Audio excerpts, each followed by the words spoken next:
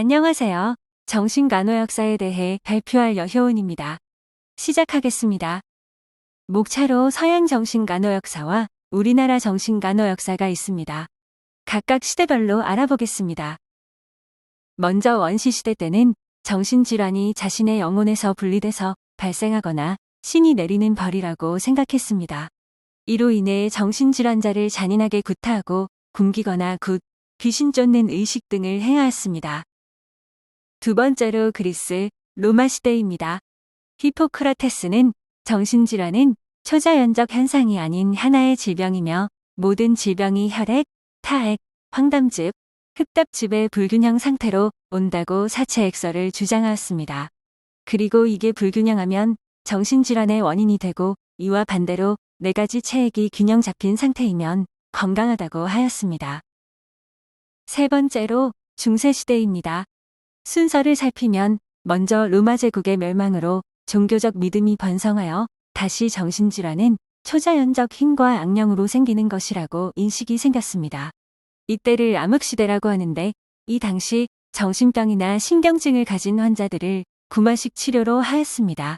특히 여자의 경우 마녀로 취급받아 쫓겨나거나 화형에 처하는 잔인한 일이 일어났습니다. 네 번째로 르네상스 시대입니다.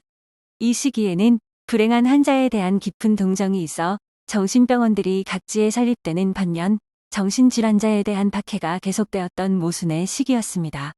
이때 파라켈소스는 정신질환은 귀신같이 초자연적 현상이 아닌 자연의 원인으로 발생하는 질환이라고 주장하였습니다. 다섯 번째로 17, 18세기입니다. 먼저 17세기를 살펴보겠습니다. 17세기에는 거대한 수용소 역할을 하는 정신병원을 설립하여 정신질환자, 극빈자, 죄수 등을 수용하였는데 쇠사슬을 착용한 상태로 지내게 했습니다. 이때부터 정신의학에서 정신병은 악마설은 사라지고 뇌장애로 인식 잡게 되었습니다. 18세기를 살펴보면 벤자민 러쉬는 미국 정신의학 아버지라 불리는데 미국 정신의학 체계를 이루었습니다. 또한 진정시키는 의자를 고안하여 오늘날 사용하는 정신안정제와 진정제를 우선하여 사용하였습니다. 그리고 정신과 병동을 만들어 정신질환자들을 입원시키고 치료를 했습니다. 18세기 말에는 필립 피넬이라는 분이 1793년 프랑스 혁명 영향을 받아 바이세터 병원에서 환자들 족쇄를 풀어주었고 그 후 정신병 환자들의 족쇄를 제거할 것을 명령하였습니다. 게다가 정신병 환자들에게 처벌을 금지하고 산책할 수 있게 하며 작업할 수 있는 기회를 제공하라 했습니다. 마지막으로 19, 20세기입니다. 이때는 정신의학이 현대의학의 한 전문 분야로 자리 잡기 시작하는 시기였습니다. 먼저 총 5가지 의학을 살펴보겠습니다. 첫 번째로 기술 정신의학은 에밀 크레플린이 관찰을 통해 정신질환의 원인, 증상, 병과 예후 등을 체계적으로 기술하였습니다. 그는 주요 정신질환을 조울병과 조발성 치매로 분류하고 정신질환의 원인을 기질적인 것이라 생각하였습니다. 두 번째로 역동정신의학은 정신병리 요인을 뇌보다는 정신적, 내면적, 환경, 불안과 방어 기전에 초점을 맞춘 의학입니다. 역동정신의학은 앤톤 메즈머가 개발한 자기의 흐름을 조절하여 병을 고친다는 동물자 기설로 무의식적인 심리적 힘의 존재를 증명하면서 시작되었습니다. 이는 훗날 최면술로 발달되었습니다. 세 번째로 심리학은 심리학 분야에서 행동주의 또는 학습이론의 발전이 정신치료에 크게 공헌을 하는 등 도움을 주었습니다. 네 번째로 생물정신의학은 다양한 학자들이 인슐린 충격요법, 뇌전두엽 절제술, 전기경련 치료를 개발하였습니다.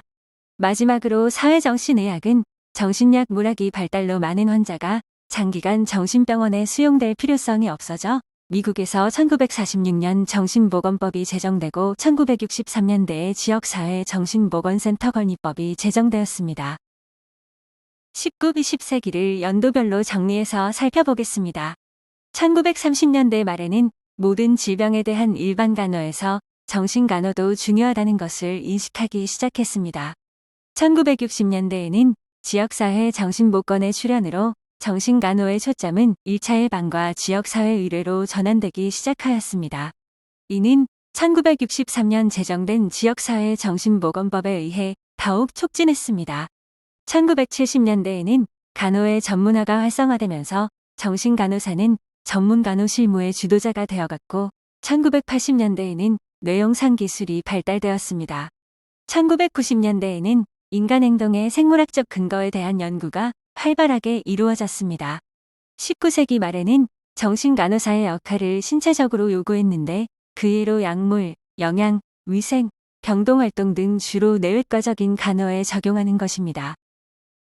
이제 우리나라 정신간호의 역사에 대해 살펴보도록 하겠습니다. 먼저 삼국시대에는 정신병을 약물치료와 침구치료로 의사가 아닌 승려가 치료하기도 하였습니다.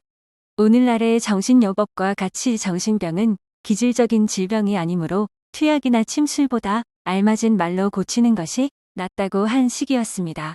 조선시대에서 조선중기 때에는 동의보감에 오늘날 조현병과 유사한 병이 상세히 기록되어 있었고 조선 말기 때에는 1885년 최초 서양의학식 병원인 왕립광해원이 설립되어 환자들을 치료하였습니다. 일제강점기 때에는 1910년경부터 서양 선교사와 일본인 의사에 의해 정신장애에 관한 교육을 받게 되었습니다.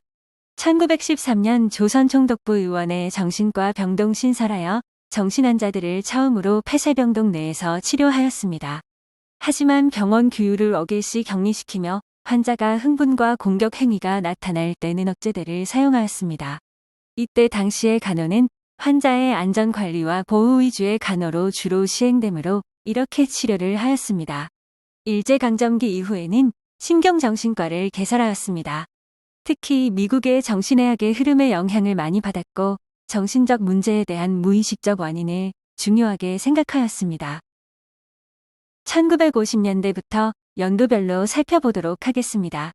1950년대에는 정신분석적 정신치료가 시행되었고 1960년대 중반부터 환경치료, 활동치료, 오락치료, 예술치료 등이 도입되어 정신병 환자들을 치료하는 데 도왔습니다.